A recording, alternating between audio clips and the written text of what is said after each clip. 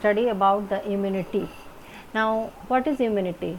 It is the ability of the body to fight against the disease or pathogen which is coming from outside, or any antibody. For that, our antigen or that pathogen, our body starts making the antibody to destroy them, and that is known as immunity. So, here there are two types of immunity depending upon whether they are present in our body from the birth time or it is acquired during the lifetime. When it is present from the birth time, then it is known as innate immunity, and when it is acquired during the lifetime, then it is known as acquired immunity. This birth time immunity or this innate immunity is non-specific in nature. That means it is not specific for a particular disease. It will prevent our body, protect us from different types of disease, pathogen, antigen, etc. But this acquired immunity, which is we are taking during the lifetime, either in the form of vaccine or oral drops, etc. So, these are acquired during the lifetime, that is why known as acquired immunity, and these are specific for a particular disease. This acquired immunity is actually based upon the memory, the character memory, and this is memorized in the memory cells, and this is the basis for acquired immunity. Now, this acquired immunity showing two types of response, that is primary response and secondary response. Actually, primary response, when first time the antigen or the pathogen enters in our body, in that for that our antibodies, our B cells and T cells starts producing the antibodies in response to that antigen, and this is known as primary response. Now, this primary response will take time and it is not so effective, it will very less efficient, but when after the production of these antibodies, some of the memory cells are also produced and which are present in our body, they are preserved in our body. Now, during second encounter with that same pathogen, when it occurs, then our memory cell becomes activated that time and starts producing the antibodies to kill or to attack, to destroy those pathogens which are entered in our body. That time, that response will be known as secondary response, which will fast and more effective, more efficient. It will take very less time to cure the disease and to destroy that particular antigen. In this way, primary response and secondary response are there. So, primary response and secondary response is the, so this memory cell is the main characters for this acquired immunity or the vaccine or the vaccination to give immunization to our body. Now, this innate immunity, which is present in our body from the birth time itself for lifelong, that is can be categorized into four types of barriers, that is physical barrier, physiological barrier, cellular barrier and cytokine barrier. Now, physical barrier, which are preventing the pathogen or antigen, and they are not allowing these pathogens to enter in our body, like skin, mucus coated epithelium, etc., in different parts of the body, different urogenital tract, digestive tract. So, these are preventing the pathogen to enter in the body, and that is why it is known as physical barrier. Now, the second one is physiological barrier, that means by their work they act upon that pathogen and kill those, prevent our body from those pathogen. For example, HCl present in our stomach, or saliva, tears, all having different types of chemicals which kill the those pathogen which are already entered in our body, and in this way, due to their physiology, they help us, they act as a barrier. Now, cellular barriers means cell, the different types of cell like WBC, neutrophil, etc., then lymphocytes, B lymphocyte, T lymphocyte, these all are responsible for killing, destroying those pathogen when it is already entered in our body, then that is why it is known as cellular barrier. Now, cytokine barrier, some of the chemicals which are secreted by the infected cell, and those chemicals will prevent other healthy cell to get infected, and these are known as, for example, that is interferon. So, in this way we can see these 4 barriers are given by nature to us to prevent ourselves from different types of pathogen or antigen. In this slide we will study about different types of antibodies which are produced in response of any antigens which are present or entered in our body. Now, these antibodies are of different types, that is IgA, IgM, IgE, IgG, etc. So, that is different types of immunoglobulins. Their function is to protect our body from those antigens. They will destroy those antigens and then they will give us immunity power or help protect our body from different types of diseases, disorders, etc. Now, the cell mediated immune response have the capacity to differentiate between self cell and non-self. That is, non-self means whatever the things are coming outside from the body, the foreign material. So, it can help in accepting or destroying. It will accept self cell and destroy the non-self cell. In that condition, during the transplantation, organ transplantation or graft, etc., this immune response is responsible, and sometimes that is why it is rejecting the graft or transplant organs. So, this cell mediated immune response is only responsible for this graft rejection or transplantation, etc. Now, active and passive immunity. There are 2 types of immunity, active and passive, depending upon whether the antibody is produced in the host body itself or it is taken from outside. So, when the antibodies are produced in host body itself, inside the body only, so this process will be slow, and such type of immunity is known as active immunity. But when the ready-made antibodies are made outside and given in the body to quick response, then it is known as passive immunity. For example, a vaccine of tetanus or colostrum, which is known as the passive immunity, which act fastly. Now, this colostrum have the immunoglobulin A, and that is why it is capable of giving immunity power to the infants. That is why colostrum is very significant, helpful the infants to prevent them from different types of disease, etc. Now, vaccination and immunization, as we have already discussed, that it is based upon the memory of the cell, and that is responsible for our immune response. Now, the prepared antigen, that is weakened pathogen, are introduced in our body through vaccine, and then when it is injected there, then our immune system starts producing the beta B cell and T cell, and also the memory cells. These memory cells to destroy those pathogens, antigens.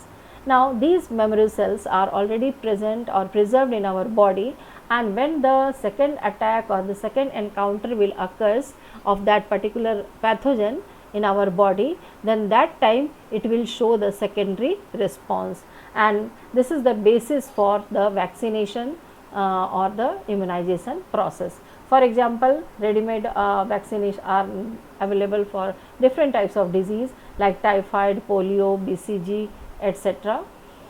Some of nowadays rDNA technology, that is recombinant DNA technology, is also used in the production of vaccines, for example hepatitis B vaccine, etc.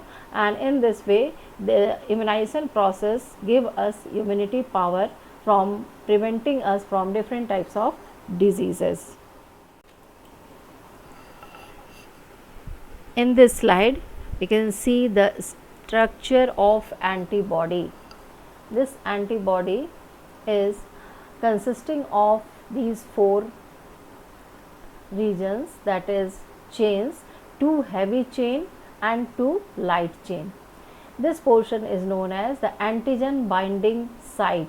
Here the antigen will attach here or binds here, and this antibody will interact with that particular antigen and destroy that. These two heavy chains and heavy and light chains are attached or joined with each other with the help of disulfide bridges. In this way, we can see how this antibody attack the antigen by attaching with it, binding with it, and finally destroy the antigen and give us immunity power. The specificity of the antibody depends on its variable regions, and each antibody has a different shape and variable region because different amino acid sequence, and that is complementary to one specific antigen. So, for a specific antigen, a specific antibody is there in our body. There are different types of antibodies, and they are giving different types of they are having different types of functions in our body, like IgG, immunoglobulin G, then IgE, which is involved in the allergical response, then IgD, its function is not yet discovered clearly, then IgM, and this is IgA. IgA is present in the colostrum, and this is for the infants, for giving them immunity power. So, these are 5 types of antibodies and their shape is there. In this slide, we can see different types and characters of antibodies. This is IgG, and this is highest opsonization and neutralization activity. So, it can be classified into 4 subclasses, that is Ig1, 2, 3 and 4, and they are involved in such activities.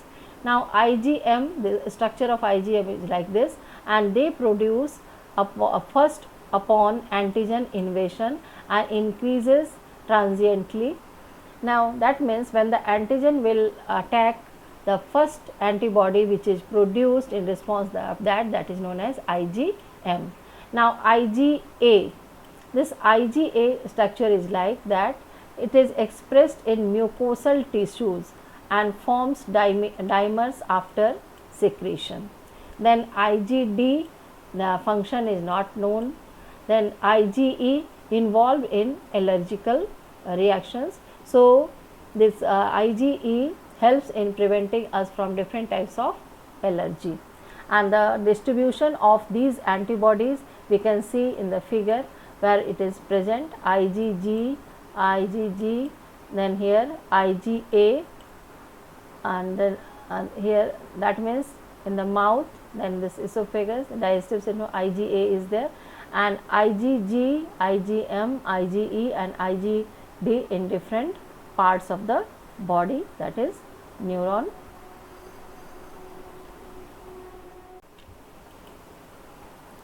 So, rDNA technology is utilized nowadays for vaccine preparation.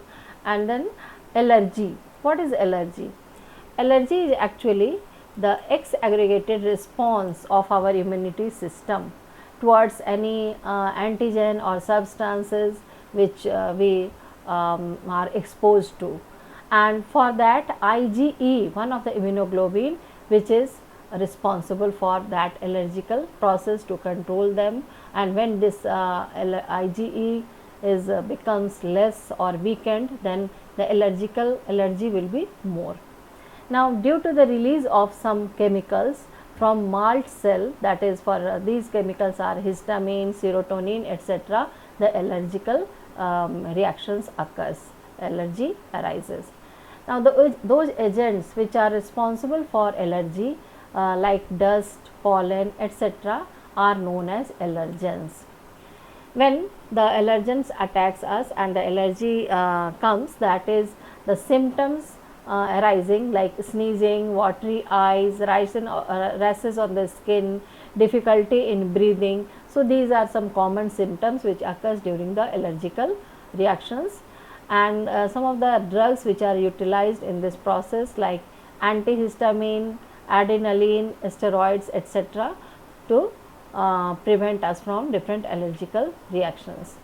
Now, the immunity, autoimmunity, that means when due to some different types of reaction, then like metabolical disturbance, or due to the genetic disorder, the autoimmune disease arises, and that is known as that means our antibody attacks our own self starts attacking, and in that case our immune system already is responsible for destroying our own cells, and that is known as autoimmune disease. Some examples are rheumatoid arthritis, etc.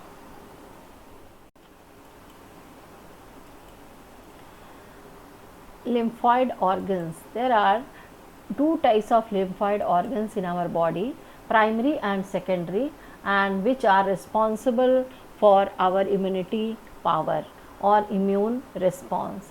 The primary lymphoid organs are bone marrow and thymus, where the lymphocytes originate and mature.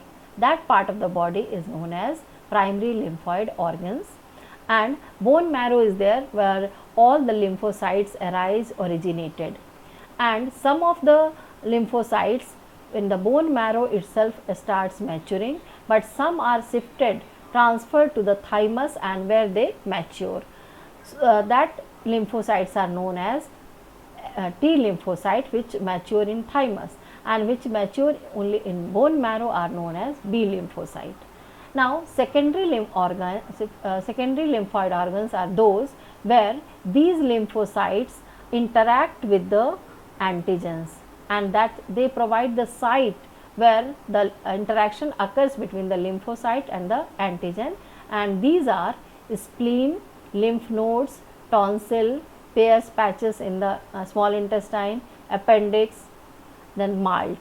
Malt, that is mucosal associated lymphoid tissue, which forms about 50% of total lymphoid tissue, and which is present in our body in the epithelial tissue.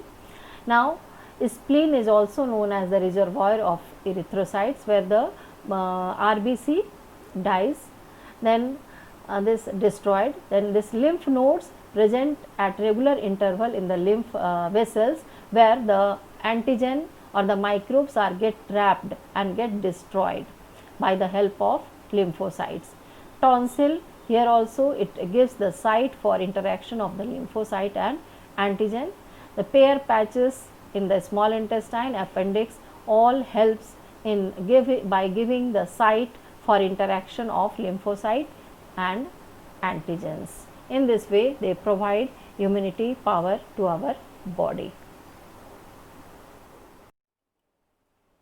In this slide, we can see different types of lymphoid organs, that is bone marrow, thymus, spleen, lymph node, Peyer's patches.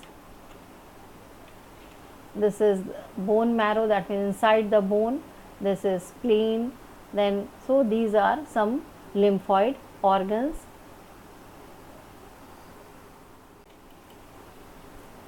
This slide is showing the primary lymphoid organs, that is thymus and bone marrow. In thymus, here bone marrow gives the site for proliferation as well as maturation. B lymphocytes mature here only, but T lymphocyte after here origination, they are shifted to thymus, where it get maturing, and then they are shifted to secondary lymphoid organs. Here we can see this B lymphocyte will be transferred to secondary lymphocyte like lymphoid organs like this spleen, lymph node, etc. to interact with the antigens. And this T lymphocyte is again, it is also transferred to the secondary lymphoid organs, and there it will interact with the antigen and destroy those. In this figure also we can see the secondary lymphoid organs. These secondary lymphoid organs are, in this figure we can see here tonsil, then lymph nodes, spleen, Peyer's patches in a small intestine, and these all are associated with the giving the site for interaction between the lymphocyte as well as the antigen which is entered in our body to destroy them. The secondary lymphoid organs provide the site for interaction of lymphocyte with antigen, which then proliferate to become effector cells, and these are the following secondary lymphoid organs.